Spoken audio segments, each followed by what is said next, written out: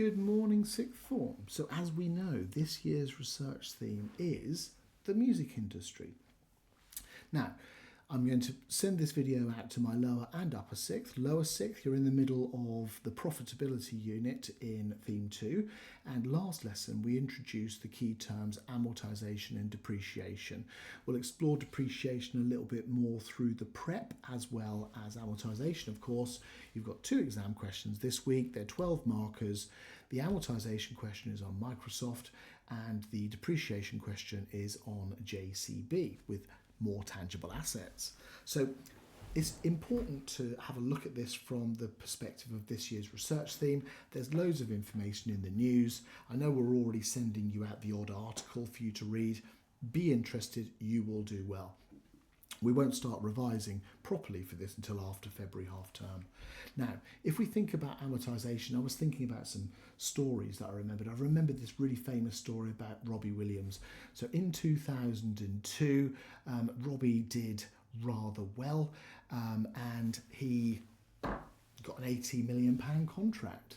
So he's done really, really well. This was the second biggest contract in history of the music industry, and he got a 4-album deal from a very reputable and well-established recording label. Okay, 2002. So the definition for amortisation is it refers to the gradual write-off of costs of an intangible asset over its useful life. Now, if I was starting off an essay, and I'll remind you this later when I give you an example answer, writing my definition helps me not only to get those initial knowledge marks, but also to structure my answer. So if in doubt, if you didn't quite remember what amortisation is, throw down the definition. It gives you the structure of your answer and it tells you what to look for in the case study. So I'm looking for cost, 80 million.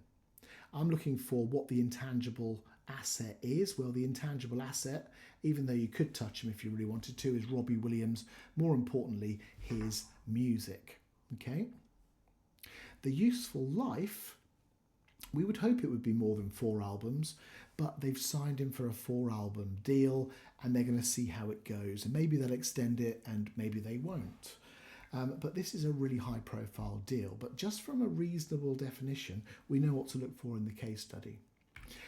Now, we're thinking about what the process of amortisation is. It's the expense of the asset reflected in its usage and value reduction over time. Now, linking into our 4-album deal, maybe at the end of his 4 albums, people are a little bit bored, maybe the sales have gone down, and maybe his value goes down over that period of time. Okay, but as we know from studying forecasting, the more you forecast into the future, the more inaccurate potentially your forecast can be that favourable or adverse. So if we think about it, here's another article from 2008. So NME is a big music publication. We will be referring more to their articles, of course, because of this year's research theme. And what happened was they got their forecasting wrong. They printed millions of these CDs, yes, CDs, not streaming, and it wasn't as popular as they thought. Now, instead of just landfilling these things, because you might be able to sell them in the future, maybe suddenly Robbie becomes more popular and lots of people demand their CDs, they dust them off and they sell them. It's cheaper than printing them again. But what happened eventually was these CDs went off for auction.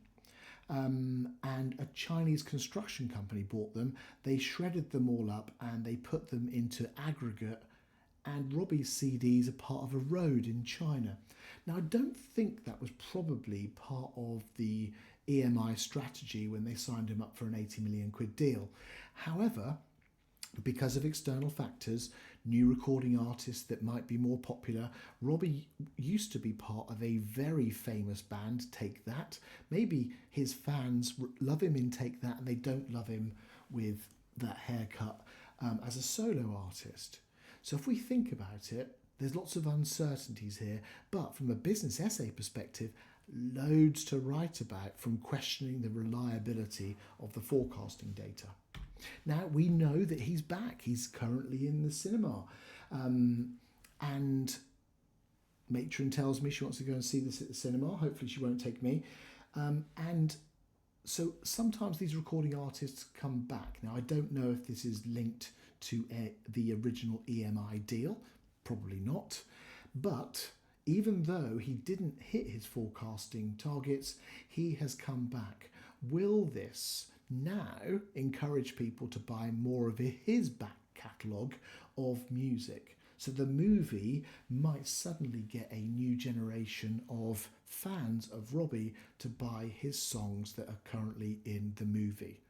Therefore, EMI get more of their money back. There's lots of things we can question reliability of data over here. Now, common examples of this, according to your textbook, are patents, trademarks, copyrights, software, and in this case, also music. Okay? Now, moving on, here is a 12-mark question. Now, we know we need to practice planning. Planning quickly is important, not planning is stupid, because we need to make sure we're writing fully contextualized answers.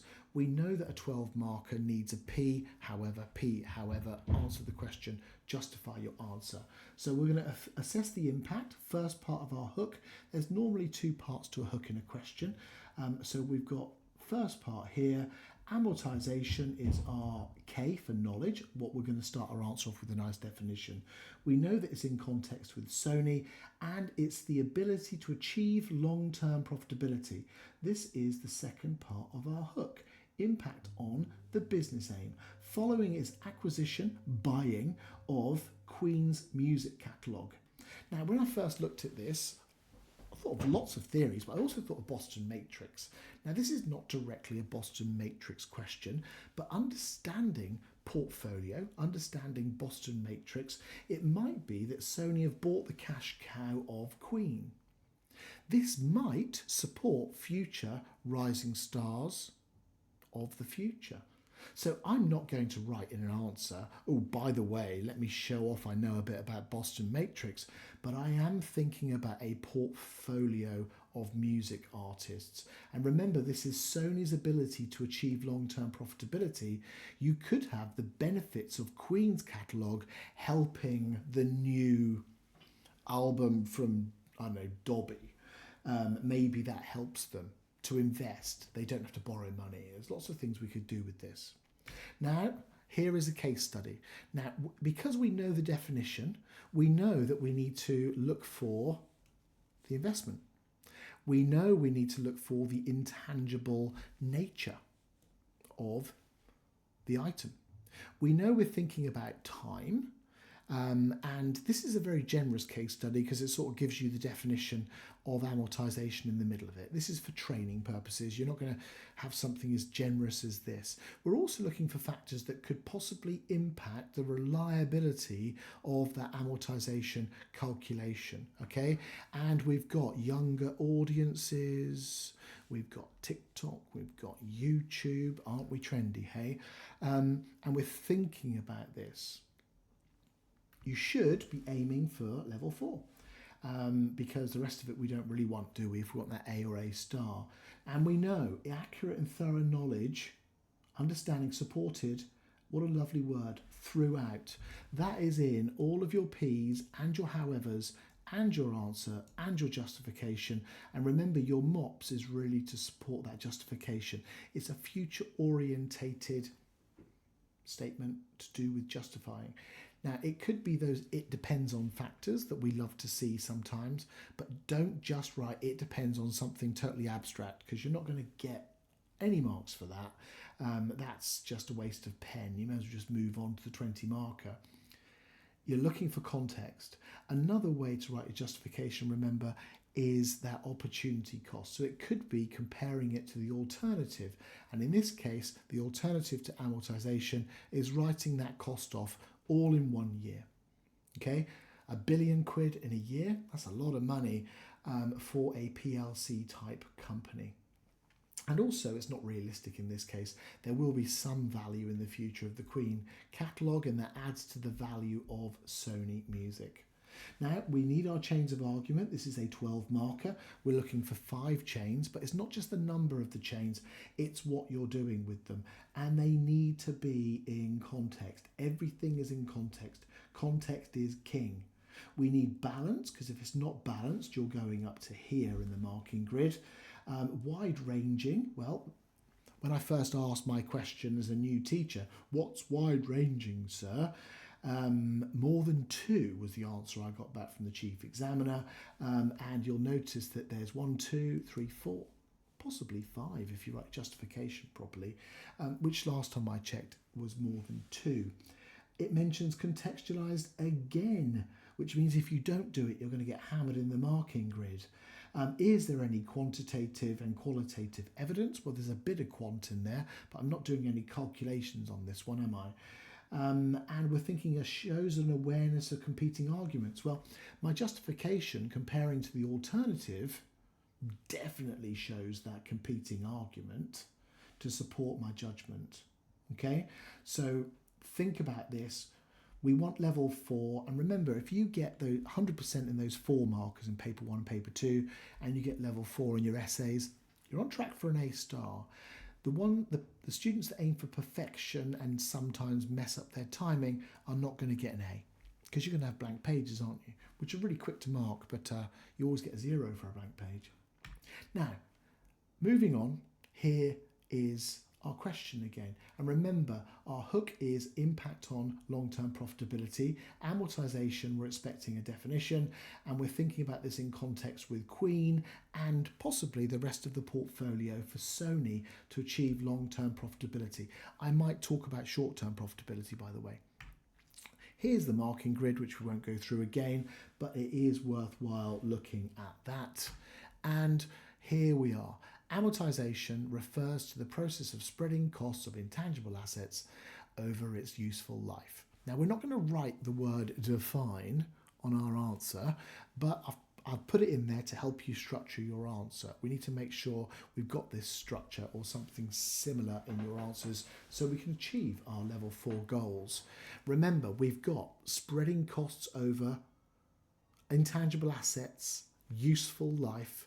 That helps us to get that stuff out of the case study. Now, our point is amortisation enables Sony to maintain financial stability by spreading the acquisition costs over the catalogue revenue generating lifespan. Now, if I was to write that as my first point, I do not need that, because that is actually a bit of a repeat there. So my best students will write their definition as part of their first part of their point. Now, you still need to demonstrate an understanding. Don't take this as a sign that you can get away with not writing a definition. That is not what I'm saying. What I'm saying is don't write it twice. For those students that struggle with this question, you're going to start with the definition of amortisation, because then it helps you know what to get out of the case study. So this is your definition in context with the catalogue. Okay? Then we're explaining. Now we're looking for those connectives, and I would encourage you to use BLT or leading to, leading to, leading to, leading to, leading to. Monotony will not get marked down, but you need to make it obvious you're using those chains of analysis. So this is important because the large upfront cost of 1 billion, and we've got some application marks there, could otherwise create significant pressure on Sony's cash flow, potentially limiting its ability to meet other financial obligations. A bit of context. You know, there's another chain in there. By allocating costs over time, they can match expenses with steady income generated from Queen's catalogue. That's already mentioned in the question, so we don't get application marks from that. From streaming, that's a bit more application, isn't it? We're talking about this in context. Licensing and royalties. Leading to, nice signpost, smoother financial impact and better cash flow management.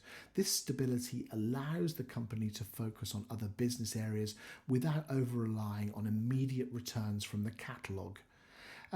Yes, they want to maximise revenue and profits as much as they can, but this is a long-term investment, and we know that from the hook in the question. Now, we need a counter-argument to that point. However, revenue projections depend on catalogues' continued popularity. If consumer interest declines or competitors, e.g. Universal, offer becomes more popular, the income generated may fall short of expectations, resulting in reduced financial stability or even lower profits, if we were to link that to the hook a bit better. Now you'll notice here I've just dumped Universal in the middle of that. When we do the research theme, you'll know the recording companies that are out there, and I was concerned that this, however, might not be contextualized enough, because if you take that out of there, it's just theory. Okay, so I've put Universal in there as a competitor to add more context.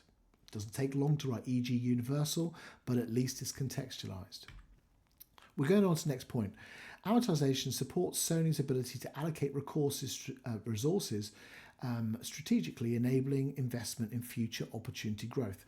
This is my Boston Matrix argument that I mentioned. We're thinking about portfolios here. This is important because by avoiding significant one-off financial burden, because they're spreading this writing off of the asset over a number of years, Sony retains the capital needed. So they own this valuable asset. Maybe they can borrow against it if they want to. Maybe their shareholders believe in Queen, so they don't sell their shares. That helps with share price, that helps with market cap values, and all the things we talk about in class. Such as acquiring additional music catalogues. Well, additional music catalogues, not sure how much context that is looking at the question, or developing innovative marketing campaigns, all theory. Because the greater diversification in its revenue stream, a nice little link into Ansoff language there if you're upper sixth, and reduced reliance on single asset portfolio, Boston Matrix. For example, the catalogue's popularity on some application, TikTok provides strong foundation for further investments in social media driven marketing. This in turn results in more robust portfolio and a competitive advantage in the music industry. There's no direct links here into profitability, but we've got competitive advantage and we're talking about reliance on a single asset. The point here is they've got more money to invest in future talent if needed because of the way that they're accounting for this large £1 billion investment. We've got a bit of context in there with TikTok. Not sure I'm happy with just shoving TikTok in the middle of this long paragraph. So in an ideal world, we would have a bit of better contextualization. In this case, I was pretending that I got to the end of the paragraph and I felt, crap, it's not contextualized enough. I'm going to give it a bit more context to keep the examiner happy. And I've put a quote. So Sony can smooth out its financial impact of acquisitions, reducing the immediate pressure on the balance sheet, supporting its long-term profitability goals. Now remember, the case study I gave you was very generous, but this is a technique. If you get to the end of writing a chain of argument and you're sense checking as you go through and you have that oh crap moment where you've not put the evidence in, stick some evidence in. This could be e.g. Universal. This could be a quote that's relevant at the end. An example of this would be lovely signposting for the examiner. However, in context, this strategy relies on Sony's ability to adapt to changes in consumer preferences and market trends, theoretical. If the company misjudges future opportunities, resources could be misallocated to new artists. A bit of context, resulting in lower than expected returns, okay, which is clearly directly linked to profitability. New artists, I believe, is enough context for this, however. Then we're going to directly answer the question. Amortisation significantly enhances Sony's ability to achieve long-term profitability by ensuring financial stability and enabling strategic resource allocation. Now that is a repeat, but does it directly answer the question? And the answer is yes, it does. Now, weaker students at this point remember that they've watched revision videos online and they will go, it depends on something totally abstract. If you're going to use the it depends on method, you're most welcome, it's perfectly fine. And the people that teach this a lot online, they do teach it correctly. You need to contextualize it though. You can't, it depends on something random that I'm not going to explain. You may as well just not bother writing it, by the way. So let's have a look at the justification. And you will notice that the justification is larger than the short answer without amortization. So this is looking at the opportunity cost potentially. Sony would have to recognise the entire £1 billion acquisition cost as an immediate expense, significantly reducing its profitability. Shareholders are not going to be happy at this point either, by the way. Limiting financial flexibility, because if it looks like they're in debt, they might not be able to borrow for future investment, and creating a mismatch between the cost of the catalogue's long-term revenue generation. Remember, revenue profits, TikTok style answer, but in this case it's true. Now, if you're writing all those costs off in 1 year, it is just not realistic because there will be a future value to this. However, if we have we will call it the Robbie Williams effect, and your forecasting is totally wrong, maybe the Queen catalogue helps build new roads in China. Hopefully it won't happen. And sorry for putting Queen and Robbie Williams in the same category. Okay, hopefully that was useful. It's not a perfect answer. You can decide where it is. Is it contextualized throughout? Contextualize, context, contextualization. Does it talk about those competing arguments? Well, the competing argument down here is writing the costs off in 1 year, which doesn't seem logical, but that's definitely the competing argument here when we're talking about amortization in context with our definition. Your question should be, is it level 4? And if you think it's level 4, you can give me a virtual high five and we will be fine. Have a good day.